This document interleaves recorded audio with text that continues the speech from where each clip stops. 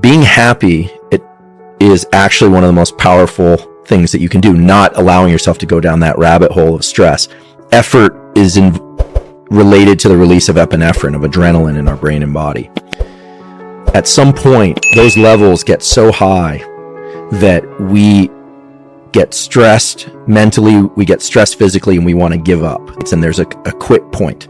Dopamine, the molecule of pursuit and reward and feeling good, resets our ability to be in effort. I mean, this sounds kind of new agey, but happiness, joy, and pleasure in what you're doing creates a chemical milieu that provides more of the chemicals that allow for effort. A couple of things for optimizing workspace that are grounded in neuroscience and physiology. So body posture and whether or not you're upright or reclining will impact your levels of alertness in the predictable ways. And when our eyes are directed upward, it creates a state of heightened alertness.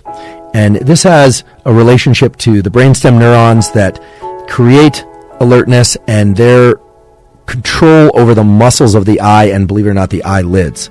The point here is that you can optimize your workstation in a physical way that leverages this aspect of the visual system and your level of alertness. Try and position your screen or your tablet, whatever device you happen to be working on, at least at eye level and ideally slightly higher. If you think about it, most people are not doing this. Most people are looking down at their computer or tablet. That is not going to support heightened states of alertness and optimal attention.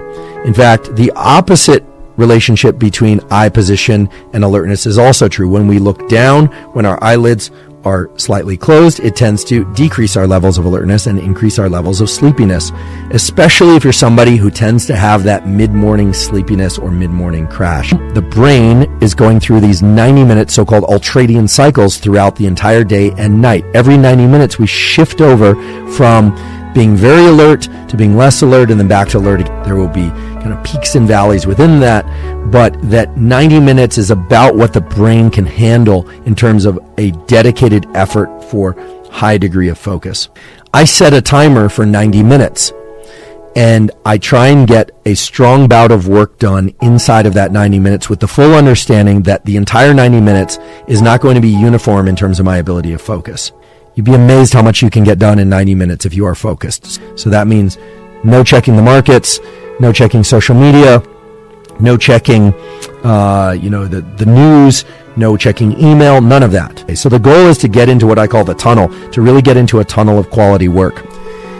It's extremely common nowadays to see people texting and doing selfies and communicating in various ways, listening to podcasts, listening to music, doing all sorts of things while they engage in other activities, or going to dinner and texting other people, or making plans, sharing information. Because as you all know, the moment you sit down to do some serious work and you flip off the internet, all of a sudden it's as if the phone has a voice. It starts calling you. It's almost as if the restroom has a voice.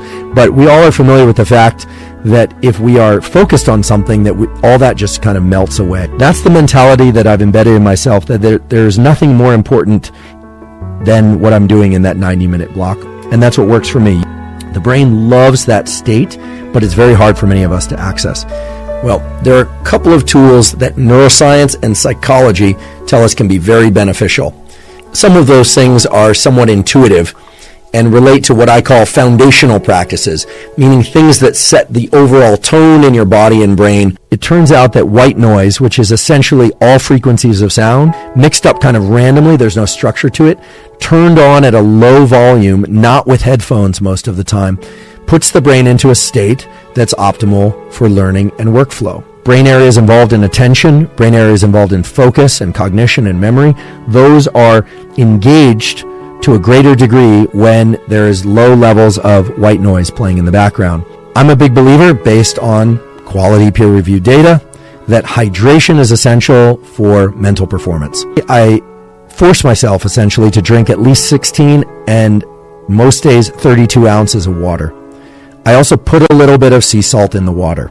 As many of you know, neurons require ionic flow. What that means is neurons need sodium, they need magnesium, and they need potassium in order to function. There are activities that we can do that will give us healthy, sustained increases in dopamine, both the peaks when they happen, and to maintain or even increase our baseline levels of dopamine. This process of taking a walk each morning isn't about exercise. It's not about burning calories. It's not about any of that. When we generate our own forward motion, forward ambulation, visual images pass by us on our eyes, so-called optic flow. Forward ambulation, walking or biking or running, and generating optic flow in particular, has this incredible property of lowering activity in the amygdala and thereby reducing levels of anxiety.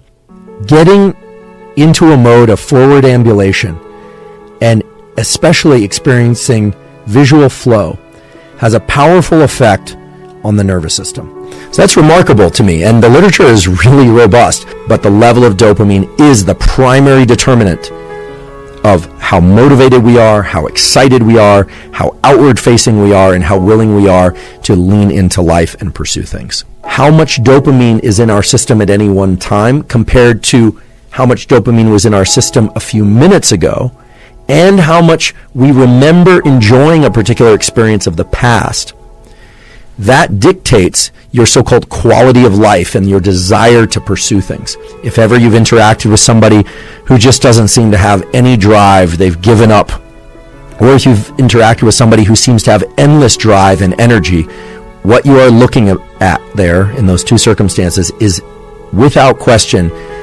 a difference in the level of dopamine circulating in their system. In its optimal range, adrenaline really provides a heightened sense of focus and the ability to encode, meaning bring in, and retain, remember information. Fasting increases levels of adrenaline to create this heightened state of alertness, yet calm brain state. It tends to increase our levels of alertness. It tends to bring an animal or a human into a state of more alertness, readiness, and desire to pursue things outside the confines of its skin. We learn better, we can focus better. There's terrific data supporting that. Hard work is hard. Generally, most people don't like working hard. Some people do, but most people work hard in order to achieve some end goal. When we receive rewards, even if we give ourselves rewards for something, we tend to associate less pleasure with the actual activity itself that evoked the reward.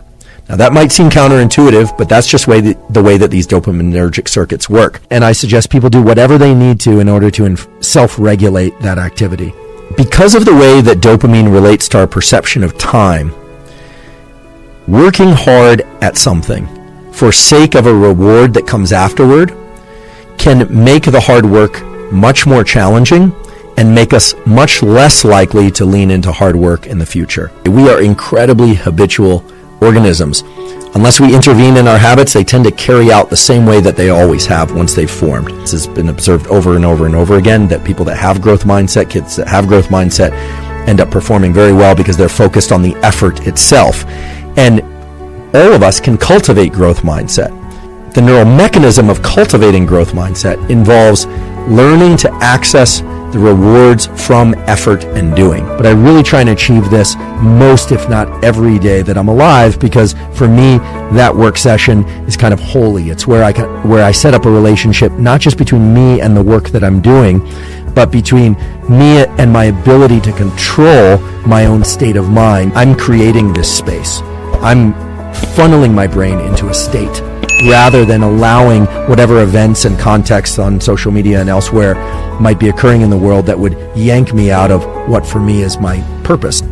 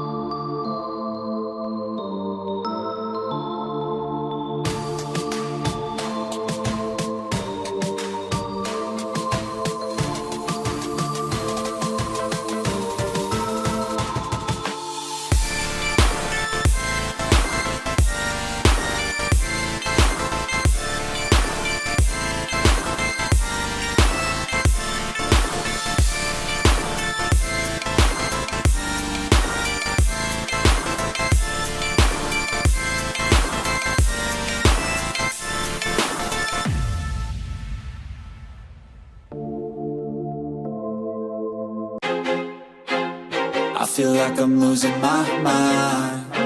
Is everybody in the world blind? Please, Lord, give me a sign, a sign.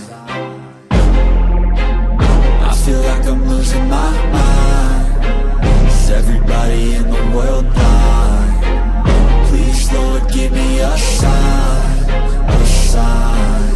I wanna be the greatest. Everybody on the fake shit. I look around and feel like everybody is the fakest. I make this every day and I'm impatient, hoping one day I blow up from the basement. Statement, the top is so vacant. I don't hear shit that I think is amazing. Waiting for my day when I'm playing sold out shows for 1,000 faces. Hey, give me that crown, get in my way and to be put down. It ain't your place, all this my town. If I want that shit, then I'll get it right now. I'm losing it, the noose it fits, I'm losing shit. A stupid myth, you choose to live or choose to dip. You choose to fight or lose your grip and lose a gift. I feel like I'm losing my mind. Is everybody in the world blind?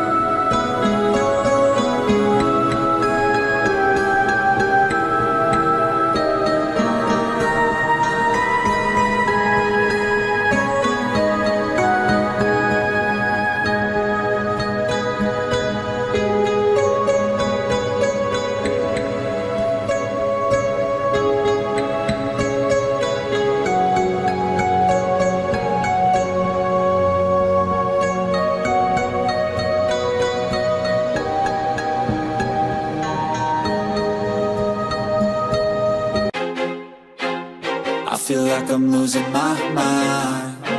Is everybody in the world blind? Please, Lord, give me a sign, a sign. I feel like I'm losing my mind. Is everybody in the world blind? Please, Lord, give me a sign, a sign.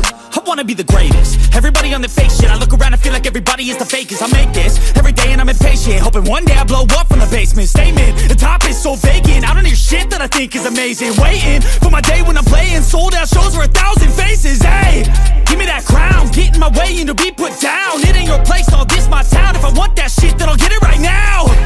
I'm losing it, the noose it fits, I'm losing shit. A stupid myth, you choose to live or choose to dip. You choose to fight or lose your grip and lose a gift. I feel like I'm losing my mind. Is everybody in the world blind? Please, Lord, give me a sign, a sign. I feel like I'm losing my mind. Is everybody in the world blind? Please, Lord, give me a sign, a sign. Yeah. There's no mercy in this world, just hunger-thirsty persons in different versions. Each new update, that shit worsens. Why? Pull back the curtain and you'll see the different vermin. We all have different burdens that all seem to cause disturbance. Yo, so do me a favor, don't treat me like a neighbor. Don't need the different flavors of your problems just to savor.